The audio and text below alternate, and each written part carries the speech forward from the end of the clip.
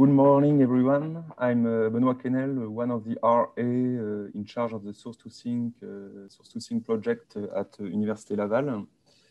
So today I'm going to present some results and updates related to the different projects we have at Laval University. All of these projects deal with the understanding of the auriferous fluid flow system active in deformation zones and at the origin of orogenic gold deposits. Here is the Source2Sync team, composed of most of the professors from the department, of PhD and MSc students, and of one postdoc, Guillaume Barret, and two research associates. Doesn't work. Okay. These different projects are the results of collaboration with the Geological Survey of Canada, with a lot of industrial partners mainly from ABTB and with academic collaborators from Canada and France. All of our projects deal with the understanding of parameters that control gold endowment, and more specifically, we try to determine what are the sources of fluids and volatile by determining what are the geological processes driving fluid release. And from which lithologies the fluids are derived from. On the other hand, we try to determine if spatial variation of fluid flow mimic the irregular distribution of gold mineralization. In other words, what are the fluid flow conditions to form a deposit?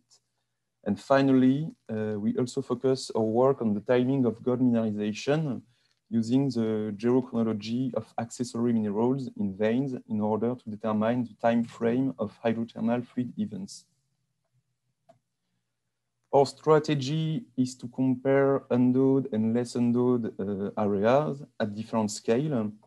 At superior scale, for example, by comparing the less endowed Wabigood subprovince to the well-endowed Abitibi subprovince, but also at transect scale and at deposit scale. So now let's move on the project.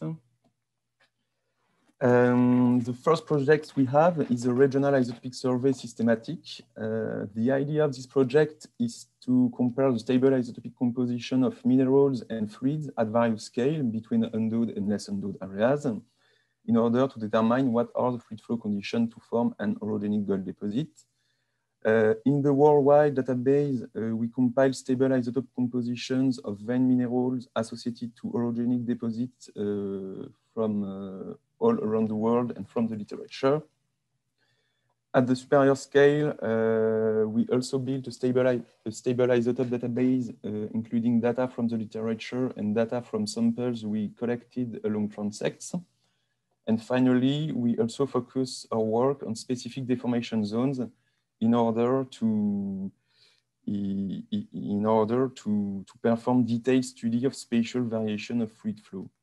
For example, we focus our work on the Molly-Degani deformation zone along the Chibougamau transect and along the Cadillac-Lardner Lake deformation zone that you know. As I said, the idea of this project is to determine if scale of observation matters. In other words, are fluid sources, processes, fluid flow conditions comparable at various scales and between endowed and less endowed areas.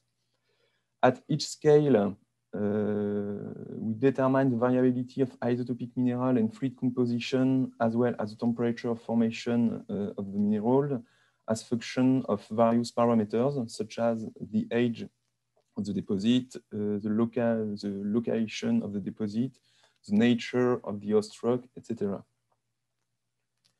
So what can we learn from the worldwide compilation? First, about the source, results are equivocal, but likely suggesting a metamorphic origin, even if a significant number of data are in the shared magmatic metamorphic field. About the sink, we document very homogeneous temperature of formation around 360 degrees, and we also document evidences of fluid mixing between deep crustal fluid and upper crustal fluid. And we also document isotopic fluid buffering depending of the nature of the host rock in which the deposits are located. what we show is that when hosted in sedimentary derived rocks, orogenic fluids and minerals are enriched in O18. These observations are not correlated to the age or the location of the deposit, suggesting that there are no significant differences through time and space of fluid flow conditions at worldwide scale. At superior scale, we compare the composition of fluids that have circulated in various deformation zones in various subprovinces. We do not document specific differences between subprovinces, but we identify interesting features. As for the worldwide compilation, we document fluid mixing between deep crystal fluid and upper crystal fluid. We also document that the deep crystal fluids are likely metamorphic in origin, whereas the upper crystal fluid could be modified seawater. This is the seawater. We also document isotopic fluid buffering, depending on the nature of the host rock. The fluid having the highest delta weighting values are commonly documented for veins hosted in sedimentary derived rocks, as it is the case for the Wawa subprovince. The data are in red. In terms of temperature, they are comparable between subprovinces, around 380 degrees. And finally, better documented than for the worldwide database, we see that numerous data plot above the field of metamorphic water with very positive hydrogen isotope composition. And finally, it is difficult to rely this data to natural water reservoir.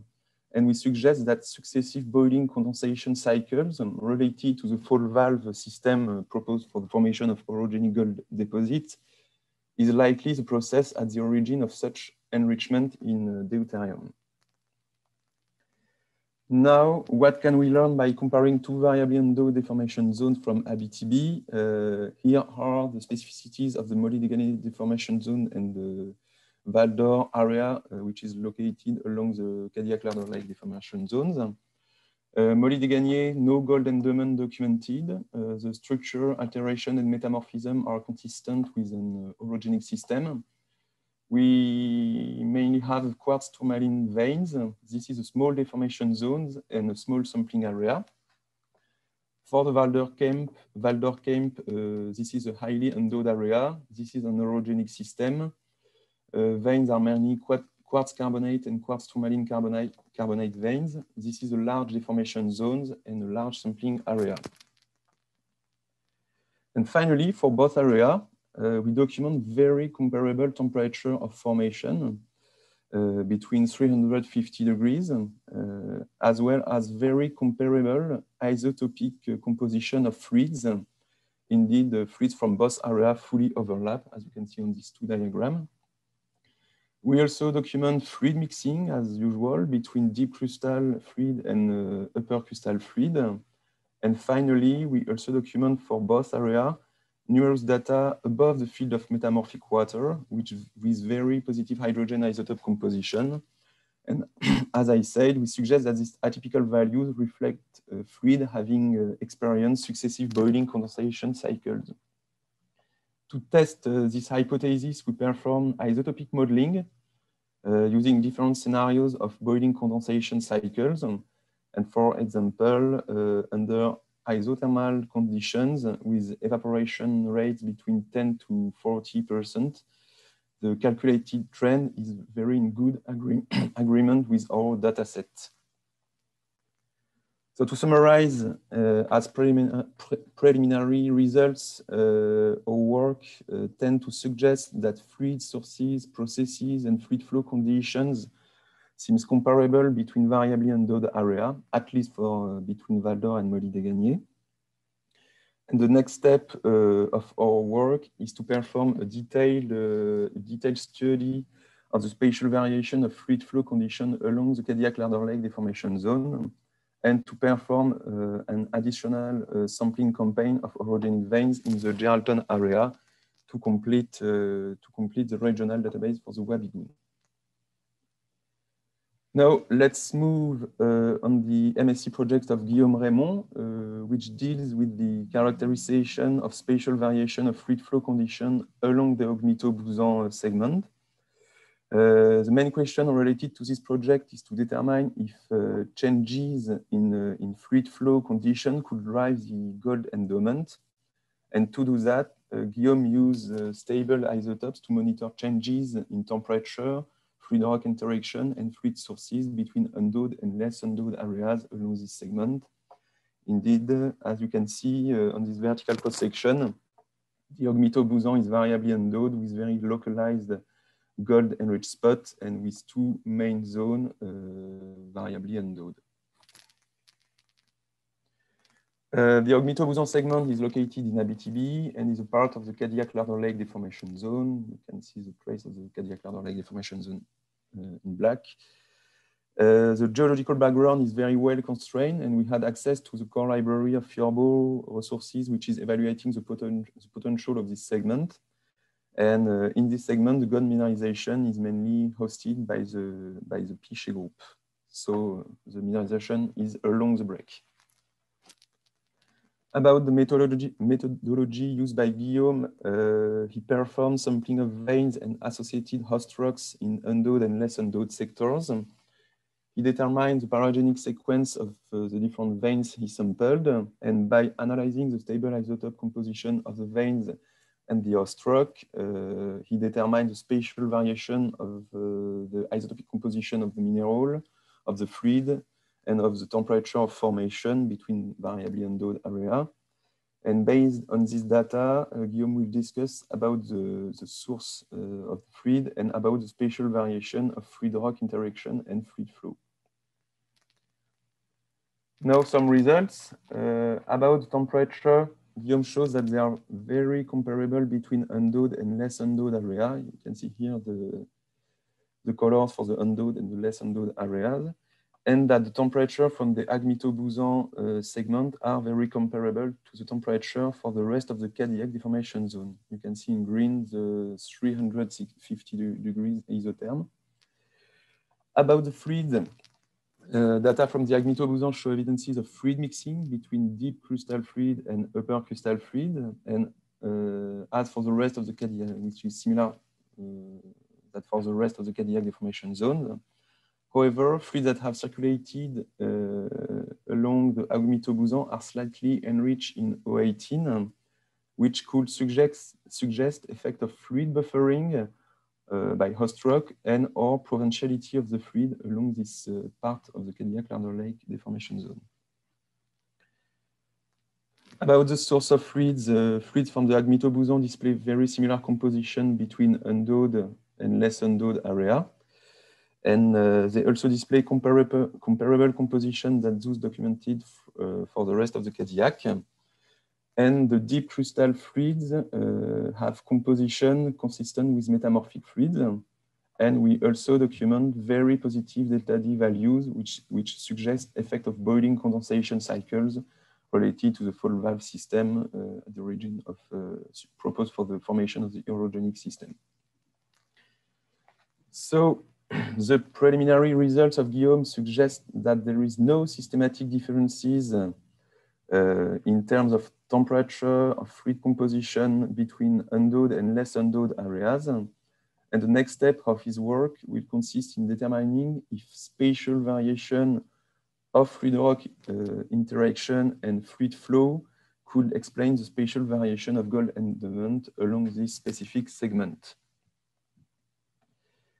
Now let's move on the geophysics project. The main aim of this project, also focused on the Ogmito-Bouzan segment, is to determine if gold-bearing lithologies have specific physical properties. The idea is to determine if physical properties are different between endowed and less endowed area. And the project started in 2019, but has been delayed because of COVID-19 and Iranian sanctions. That's why Yasaman Nemati, who is a PhD student, just arrived in Canada last month. However, a first field campaign has been done in 2019, mainly in endowed areas. from the Ogmito-Boson segment, and data have been already processed. So the next step are to plan a new field campaign, mainly focus on the less endowed areas, and to process this data to start the comparison of the geophysical ID of endowed and less endowed areas. Now let's move on the project of Michael Herzog. Michael tries to delineate the fluid reservoirs and the longevity of hydrothermal events at the origin of the orogenic gold mineralization in the Malartic Val d'Or camp. To do that, Michael performed in situ UPB geochronology on phosphate mineral, and that are in hydrothermal veins to record the duration of gold mineralization. And he will perform multiple sulfur in situ multiple sulfur isotopes analysis to track local hydrothermal fluid rock processes and to determine the source of sulfur. By performing in situ geochronology, the idea is to try to solve the contradicting ages reported for the bulk geochronology of veins and alteration halos. As you can see, there is a general misfit between the structural records of the mineralization and the geochronological records for the gold mineralization. Such misfit could reflect regional cooling or different mineralization events, and consequently, in situ geochronology on accessory mineral commonly associated to orogenic gold could provide interesting features. Michael focused his study on several orogenic gold deposits, which are supposed to be formed during different deformation events. Late D1 for the Kiena deposit, Sin D2 for the Canadian Malartic and Akasaba West deposit, and late D2, which is the main period for orogenic gold deposition for the Kiena Deep, Goldex, Triangle, Lac Beaufort, and Pascalis Gold Trend deposit. Here are two examples of hydrothermal gold mineralization that Michael targeted. In most of the case, quartz carbonate tourmaline veins and alteration halos have been sampled from cores, and the structural relationship with the overall structures have been documented. Finally, the most challenging part of the work has been to find datable accessory minerals. Thin sections have been prepared from mineralized core sample and have been completely mapped using Tornado Micro XRF to highlight major minerals. And specific maps have been done for phosphate, yttrium, cerium, and neodymium to find xenotime and monazite, which are particularly small. For example, approximately the size of 1 pixel on this map for xenotime. The nature of the identified minerals have been checked in thin section using SEM and EPMA. Interestingly, sorry. Up.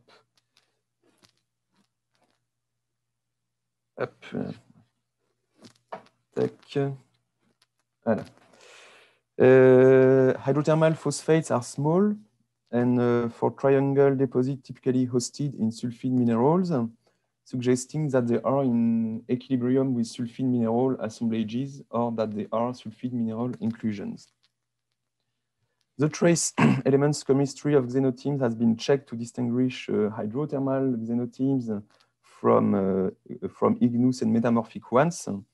Hydrothermal xenotimes typically do not present europium anomaly compared to igneous xenotimes and are depleted in lutetium compared to the metamorphic ones in green. Interestingly, monazites that have been analyzed by EPMA and LA ECPMS present insufficient uranium content, and this insufficient uranium content could suggest a higher uranium partition coefficient between cogenetic xenotimes and monazites, and or that monazites are more susceptible to uranium diffusion. So here are the first preliminary UPB data for the hydrothermal xenotimes. all identified xenoteams have not been dated because of insufficient uranium content and or poor LA-ICP-MS signal. So at this stage, to date, more deposits will be dated, and so more data to come. To summarize, these preliminary xenoteams ages indicate a prolonged gold-bearing hydrothermal fluid flow, mainly between 2650 and 26.5 million years for the Malartic Walder camp. The next step for Michael are to perform a second batch of phosphate geochronology to complete the ages dataset and to perform in situ sulfur isotopes analysis and trace element analysis on sulfide minerals. The final idea is to discuss about the potential evolutions through time of the sources of the hydrothermal fluids and their interaction with host rock. So to conclude, some words about the work of Guillaume Barret. So this is Guillaume Barret. Guillaume is in charge of the development of the in situ multiple sulfur isotope analysis at Université Laval. The installation of the ICP-MS is currently in progress and finally really close to be ready. You can see Guillaume and Crystal happy. Laser ablation should be installed just after. And just to say, Guillaume also developed a sulfur extraction line for bulk multiple sulfur isotope analysis. This technique provides better accuracies at the in situ measurement, but that's not in situ, but bulk. Guillaume has also a scientific project related to the Source2Sym project. The idea of this work is to build a database of multiple sulfur isotope composition of sulfide minerals from various contexts, from various geological contexts in Abitibi. To date, a significant number of data are available showing trends of composition and which probably suggest mixing between different sulfur reservoirs. So the main objective of Guillaume is to determine what are the main sulfur end members in Abitibi. And Guillaume did field work last summer and will perform another field compile this summer and will start the bulk analysis this year. Thank you.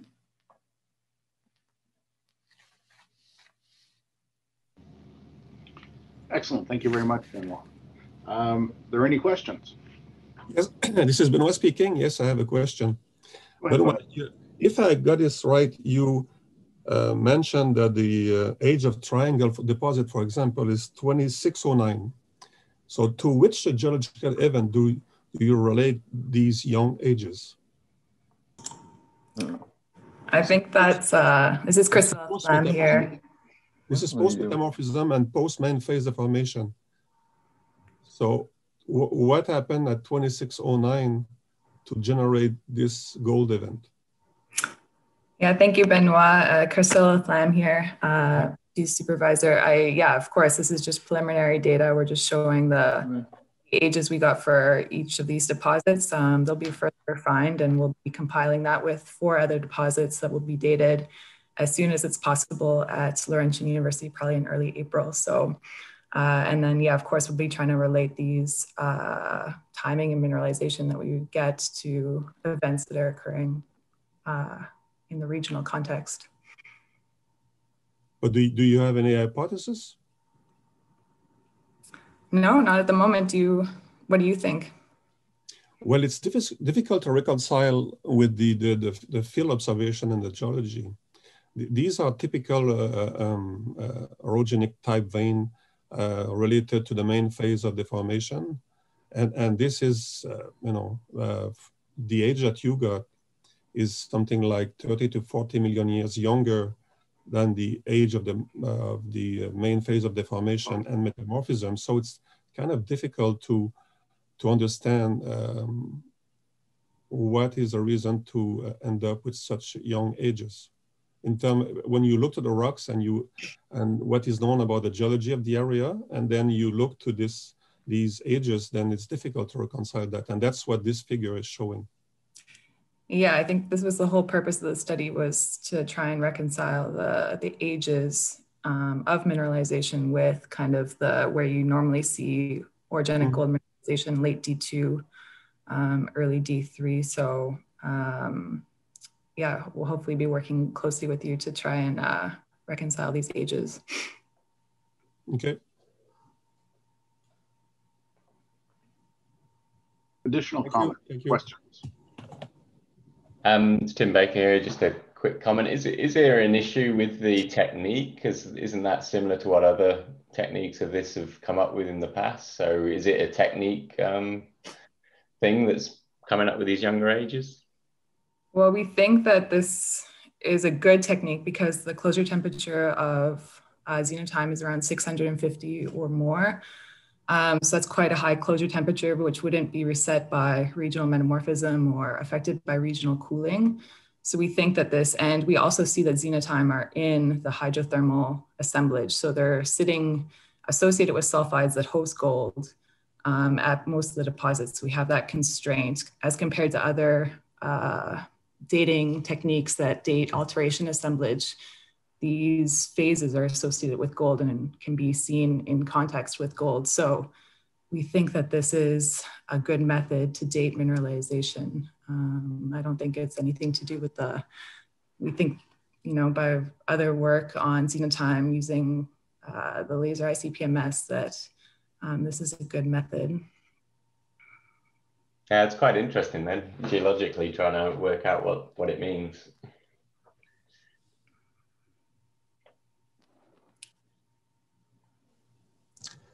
It's John Percival here. Tom Crow got ages in that range out of deep crustal rocks from Kapuskasing, as young as 2580, and lots in the low 2600s. So there is activity, thermal activity in deep crustal rocks at that time. Yeah, like a remobilization event, John, or? Well, it looks like fairly high grade metamorphism, migmatite formation. He dated some structural events at that time, zircon and Boudin necks. So there's definitely activity and metamorphism happening at that time. Thanks. Any other comments, questions? I just put that very same thought into the chat stuff just before John surfaced. Okay.